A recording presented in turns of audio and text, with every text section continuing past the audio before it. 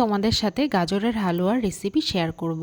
শীতকাল তো শেষ হতেই চললো, আর লাল গাজরগুলো ঠিক পাওয়া যাবে না। আর আমি বাজার গেছিলাম আর সেখানে লাল গাজর দেখতে পেয়ে নিয়ে এসেছিলাম। 1.5 লিটার দুধটা আমি ঢেলে নিয়ে দুধটাকে ক্ষীর হওয়া পর্যন্ত ওয়েট করব। 1.5 লিটার দুধটাকে প্রায় 750 করে নেবো। আর এখানে আমি 1 কিলো লাল গাজর নিয়েছি, ওটাকে ভালো করে গ্রেট করে নিয়েছি। আর আলাদা একটা কড়াই বসিয়ে 2 টেবিল চামচ ঘি দিয়েছি। ওর মধ্যে এলাচ ফোড়ন দেবো আর পছন্দ মতো ড্রাই ফ্রুট দিয়ে নেব। আমি শুধুমাত্র কাজু এখানে ব্যবহার করেছি। আর যে গাজরটা গ্রেট করে রেখেছিলাম ওই গাজরটা এবার দিয়ে দেবো। পুরোটাই ঢেলে দিলাম।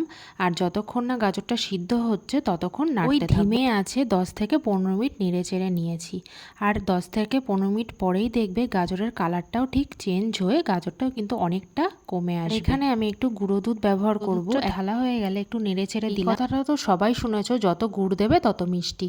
যত ভালো ভালো জিনিস ব্যবহার করবে গাজরের হালুয়াটা খেতেও কিন্তু ততটাই কিন্তু ভালো হবে। যে 1.5 লিটার দুধ বসিয়েছিলাম সেটাও কিন্তু বেশ অনেকটা ঘন হয়ে গেছে। আর আমি এখানে একটু খোয়া ক্ষীর মিশিয়ে দিলাম যাতে আরও একটু ঘন হয়ে যায় দুধ। আমি এখানে 150 গ্রাম খোয়া ক্ষীর নিয়েছি। অর্ধেক খোয়া ক্ষীর দুধে গ্রেট করে মিশিয়েছি আর অর্ধেক খোয়া ক্ষীর আমি এই গাজরটার মধ্যে মিশিয়ে দেবো। মেশানো হয়ে গেলে আবারও একইভাবে নেড়ে চেড়ে দেবো। আমার কিন্তু এই গাজরটা পুরোপুরি রেডি হয়ে গেছে। আর যে দুধটা আমি ঘন করে রেখেছিলাম ওই দুধটার মধ্যে এবার গাজরটা আমি মিশিয়ে দেবো।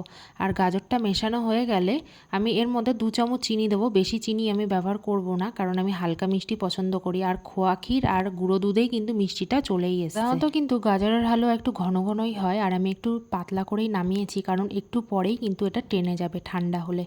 আর এটাকে কিন্তু আমি ফ্রিজে স্টোর করে পুরো 1 সপ্তাহ ধরে খেয়েছি, আর সবাই কিন্তু খেয়ে প্রশংসা করেছে।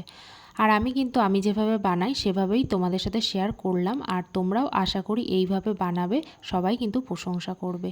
আর রেসিপিটা কেমন লাগলো অবশ্যই কিন্তু তোমরা কমেন্টস করে জানাবে। চলো আজকের মতো টাটা।